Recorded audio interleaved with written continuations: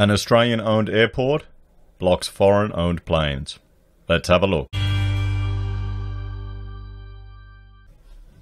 Hello everyone, Florian.Heise here, and welcome to another episode of HeiseSays. I have my morning stein of coffee, and I thought, being Anzac Day, I would have to find something a little nationalistic for our first episode of the day. And I thought this article, which, is discussing Perth Airport's behaviour with regard to blocking aeroplanes. Now, this is to do with Perth Airport blocking Virgin Australian planes, because Perth is owed substantial and significant amounts of money. And Qantas, among others, are shocked at this behaviour. Now, to me, this doesn't seem too surprising. It could just be the industry that I'm working in. I remember years past, when Rachel was a student, she was working for an architectural practice that was working for Hutchinson's Builders, and they were doing the design and documentation of the Maroochydore government office buildings there. A nice, big building out of Maroochydore. And what happened during the construction, the precast panel manufacturer went bust. So what do you think the boys did? They drove out there, collected the panels themselves, and drove off-site. These type of things are probably a little bit more common in construction. Go onto a site to get your tools when they lock it off so someone doesn't take them. Get your materials back if the developers go and bust. I don't know. Share your stories with me, guys. Do you think the behaviour here of Perth Airport, do you think it's unreasonable? And before we go through this article, I'll just compare the ownership to see if it's mentioned here, because I think that's important. So Perth Airport, okay, and this is the shareholders that we have here at Perth Airport. It's owned by the United Trust of Australia, the Utilities Trust of Australia, 38%. The Northern Trust Company, TNTC, in its capacity as custodian for the Future Fund Investment Company number 3, yada yada yada, a wholly owned subsidiary of the Future Fund Board of Guardians. So that's the Australian Sovereign Wealth Fund, 30%. Utilities of Australia Proprietary Limited, acting trustee for the Perth Airport Property Fund, 17.34. Guardiator as trustee for the Infrastructure Fund, and that's a infrastructure fund here for Australia. Australian Super Proprietary Limited owns 5.25%, and even Sun Super owns 1.95%. So these are all Australian. I was asking in a previous video, what does Australia actually own? Well, there you go. And I mean, we can be critical of the returns the Future Fund is making, but you'd hope that they'd be investing in airports. Now let's have a look at Virgin's ownership, the other party to this. Who owns Virgin? 9% is free floating. Let's say 100% of those Virgin shares are owned by Australians. Let's just say. We'll pretend. You've got 10% owned by Virgin, 20% owned by HNA, a Chinese investment company, Nashan Group, 20%, Singapore Airlines, 20%, Etihad, 21%. So you can see there's a difference in the ownership between these two parties. Virgin is most definitely foreign-owned. Most definitely foreign-owned. Okay, and Sydney Airport, or Perth Airport, is predominantly Australian-owned. I think their property development, a portion of that, is owned by an American investment company. So let's have a look, guys. So, owed millions of dollars, Perth Airport has seized the number of Virgin Australian aircraft.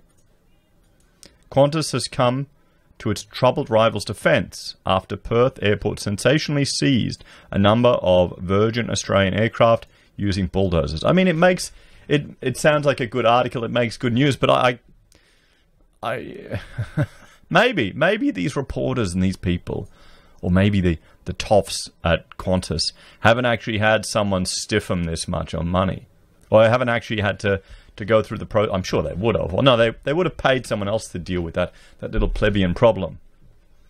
We can't get our hands dirty driving a bulldozer, and we can't do that. I mean, was that really a bulldozer, or is that a vehicle used to move the planes around? Qantas has jumped to its troubled rivals' defence after Perth Airport seized a number of Virgin Australian aircraft and blocked them from being moved. The bizarre action, which includes parking a bulldozer in front of one plane, is on the back of Virgin entering voluntary administration this week.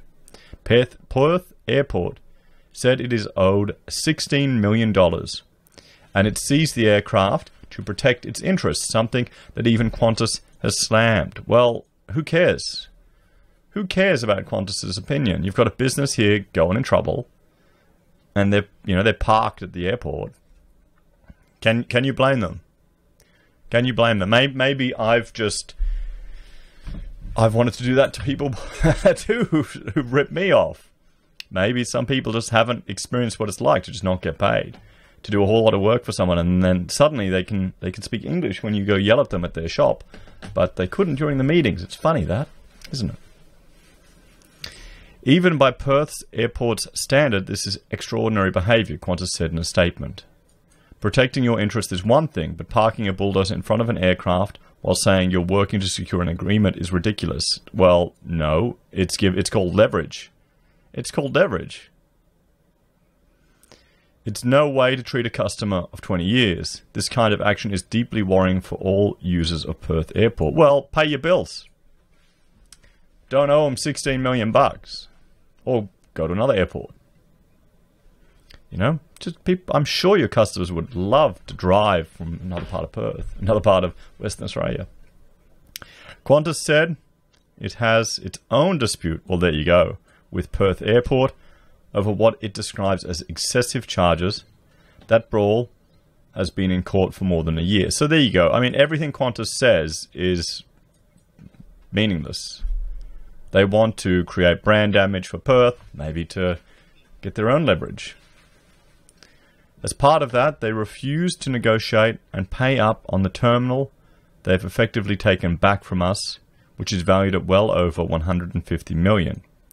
How would they feel if we took the same approach to collections as them? Qantas said. Well, you can try. Extraordinary scenes unfolded at Perth Airport on Friday afternoon when a number of vehicles, including a bulldozer, moved to block 4 planes. Well, there you go, they've got a bulldozer there. Virgin has significant outstanding invoices from Perth Airport for airfield and terminal use charges, money the airline had already collected from its passengers and the fly-in fly-out sector, a Perth Airport spokesperson said. While Perth Airport is working closely with administrators, it also needs to protect its own interest. Perth Airport has taken liens over a number of Virgin aircraft, a standard practice in these situations. So there you go. If Virgin owns the aircraft and they've taken a lien over it, they're protecting it. That's something everyone can do. That's something everyone can do if someone owes you and is in debt. This is where we got caught because we had a contractual relationship with a proprietary limited company, and the guy had it separated from his new business, so he just let it die. So I couldn't put a lien on his house, or I couldn't get any of his equipment. It's frustrating. Oh, you live and learn. Live and learn these lessons. A lien is a term that describes a legal claim to property that's made in order to satisfy a debt. So, I mean, what do you think, guys? Are you a fan of Perth Airport's actions? Or do you feel sorry for poor Virgin? Have you ever taken a lien on someone's property? You know, how successful have you been in getting dodgy bastards to pay you? In a statement, Virgin Australia said, "We are aware that Perth Airport has restricted access to our aircraft, and the administrator is dealing directly with Perth Airport on the matter. There is no impact on scheduled flights." Yeah, I mean, it's probably just going to be stuff that's parked there, so they're just, you know, making a little gesture. Instead of parking the bulldozer or the vehicle in the hangar, they'll just leave it there for a few days. T1 terminal at Perth, Virgin's base there, has been closed for weeks due to the illness. It is operating some charter flights from a different terminal to service fly-in, fly-out mining workforce in Western Australia. The company owes $6.9 billion to some 10,000 creditors, according to an initial review by administrators Deloitte. $6.9 billion. $6.9 billion. That sum includes about $2.3 billion of secured debt, $2 billion of unsecured bonds, 1.9 billion of aircraft leases, 450 million owed to employees, 167 million to trade creditors, and 71 million to landlords. So there you go, guys. No mention of the ownership differences between Perth Airport and Virgin Australia.